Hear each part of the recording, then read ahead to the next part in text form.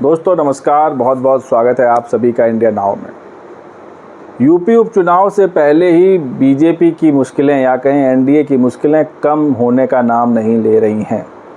BJP के एक फैसले ने अपनी सहयोगी जो उनकी पार्टी है निषाद पार्टी, उसमें बगावत पैदा कर दी है या कहें रार डाल दी है, दरार डाल दी है। दरअसल इस उपचुनाव में जो मजमा की सीट थी उस पर निषाद पार्टी अपनी लगातार दावेदारी ठोक रही थी और उसका ये मानना था कि ये सीट उसे मिलनी चाहिए क्योंकि 2022 के विधानसभा चुनाव में इस सीट पर निषाद पार्टी की जीत हुई थी। तो इसी के बेस पर निषाद पार्टी इस सीट पर अड़ी हुई थी और उसका मानना था कि ये सीट उसको मिले।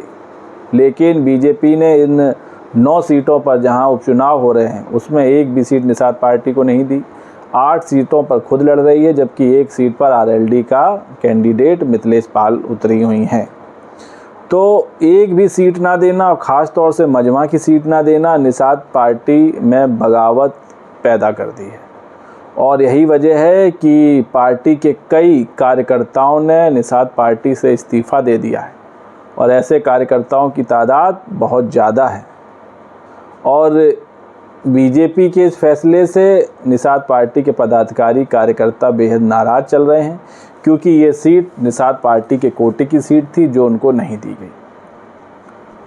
और जो प्रदेश सचिव हैं संतोष कुमार निषाद, उनके साथ दर्जनों कार्यकर्ताओं ने शनिवार को पार्टी छोड़ने का फैसला कर लिया और घोषणा कर दी।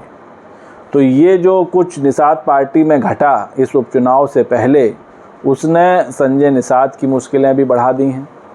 तो जिन लोगों ने इस्तीफ़ा दिया संतोष कुमार निषाद के नेतृत्व में, उन्होंने ये आरोप लगाया कि जो राष्ट्रीय अध्यक्ष हैं संजय निषाद, वो परिवारवाद को बढ़ावा देने पार्टी कार्यकर्ताओं की उपेक्षा कर रहे हैं। उनका कहना है कि निषाद पार्टी समाज के उत्थान के लिए बनी है, मगर राष्ट्रीय अध्यक्ष संजय निषाद अपने मन से पार्टी चला रहे हैं। पदाधिकारियों की कोई सुनवाई नहीं हो रही है। पार्टी से संबंधित निर्णय लेने की जिम्मेदारी कोर कमेटी की होती है, मगर संजय निषाद अपने मन से सारे फैसले ले रहे हैं। कार्यकर्ताओं को छोड़ परिवार और अपने लोगों का ध्यान रख रहे हैं। तो सिर्फ मजमा की सीट अगर बीजेपी निषाद पार्टी को दे देती तो इतना रार नहीं मचती, इतनी बगावत के सुर निषाद पार्टी में ना फूटते। लेकिन बीजेपी इस जिद पर अड़ी रही कि वो मजमा से खुद चुनाव लड़ेगी और इसी वजह से उसने निषाद पार्टी को सीट नहीं दी, जिसके बाद अब पार्टी में फूट की स्थिति पड़ गई है। जो प्रदेश सचिव हैं संतोष कुमार निषाद, उन्होंने कहा कि मजमा विधानसभा सीट पर पार्टी ने पुष्पलता बिंद को टिकट देने का आश्वासन दिया था, लेकिन संजय निषाद ने ये सीट बीजेपी को लिए छोड़ दी, जबकि पुष्पलता बिंद ने निषाद पार्टी के लिए बहुत कुछ किया है और अब हम लोग बैठकर अपना फैसला लेंगे, हम लोग अभी कोई काम नहीं करेंगे।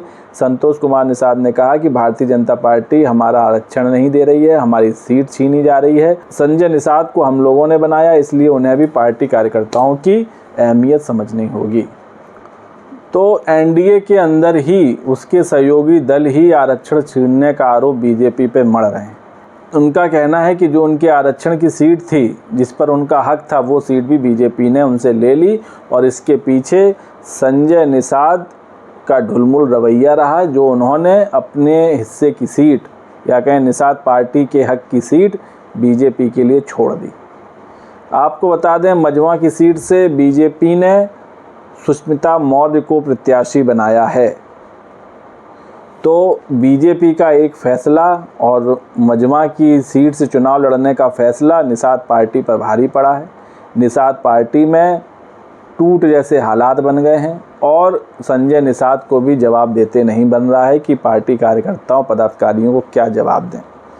दरअसल जब 2022 में चुनाव हुए थे विधानसभा के, तब ये सीट निषाद पार्टी के खाते में गई थी।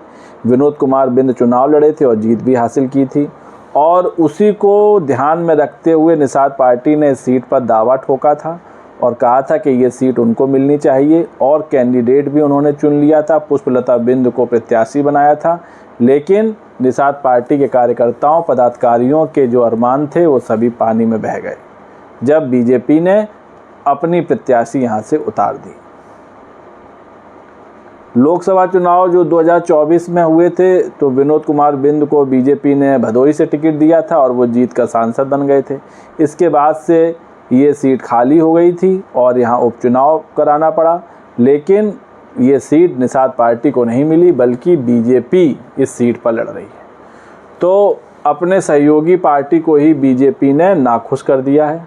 उस पार्टी में कार्यकर्ता और पदाधिकारी अपने पार्टी अध्यक्ष के खिलाफ ही बगावत का बिगुल फूंक दिए हैं।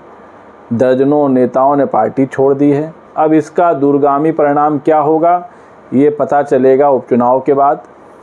क्या जो पार्टी छोड़ के नेता अलग हुए हैं और जो पुष्पलता बिंद को प्रत्याशी घोषित किया था, क्या ये निर्दलीय चुनाव लड़ेंगी, ये भी देखने वाली बात होगी।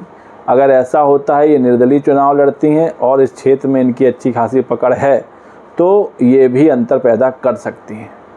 तो दोस्तों, बीजेपी की मजमा सीट पर जिद, निषाद पार्टी में बगावत के सुर, इन सब को आप किस तरह देखते हैं? इसका उपचुनाव पर क्या असर पड़ेगा, मजमा सीट पर क्या असर पड़ेगा? अपनी राय कमेंट्स करके दें। वीडियो पसंद आया हो तो चैनल को लाइक शेयर और सब्सक्राइब करना ना भूलें। तब तक के लिए नमस्कार।